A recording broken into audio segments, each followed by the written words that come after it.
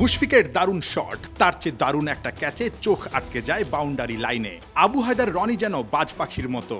Mushfiq out, মোহামেডানের বাঁধ ভাঙা উচ্ছ্বাস চলছে। এর মাঝেই সন্দেহ দানা বাঁধে, মুশফিক সাজঘরে না ফিরে মাঠেই দাঁড়িয়ে।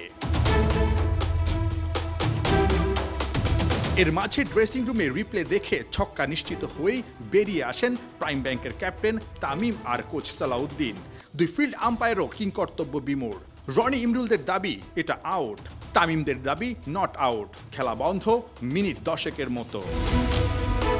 এরপর তামিম সরাসরি চলে যান মোহামেডান ড্রেসিং রুমের সামনে। মোবাইলে কোচ মিজানুর রহমানকে বোঝানোর চেষ্টা করেন এটা ছক্কা নাকি আউট। ক্যামেরায় ধরা পড়া ছবিতে স্পষ্টই বোঝা গেছে ক্যাচ ধরার পর রনির পা বাউন্ডারি লাইনে থাকা দড়ি ছুঁয়েছে। আম্পায়ারের সিদ্ধান্ত মানতে না পারলেও মাঠ ছেড়ে বেরিয়ে যেতে হয় মুশফিককে, কারণ মোহামেডান নারাজ ছক্কা মানতে।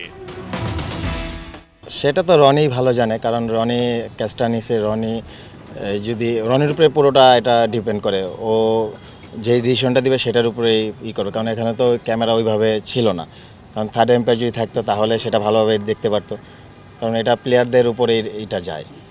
সেটা আম্পায়ার জানে, মাঠে আম্পায়ার ছিল, তারা ভালোই জানে। কারণ বললামই তো, এটা রনি যেটা বলবে সেটাই হবে। সব পেছনে ফেলে খেলা শুরু হলেও রেশ থেকে যায় খেলা শেষে। ক্যাপ্টেন তামিম আর শেষ দুই ব্যাটসম্যান ছাড়া প্রাইম ব্যাংকের কোনো ক্রিকেটারই হাত মেলাতে মাঠে আসেননি।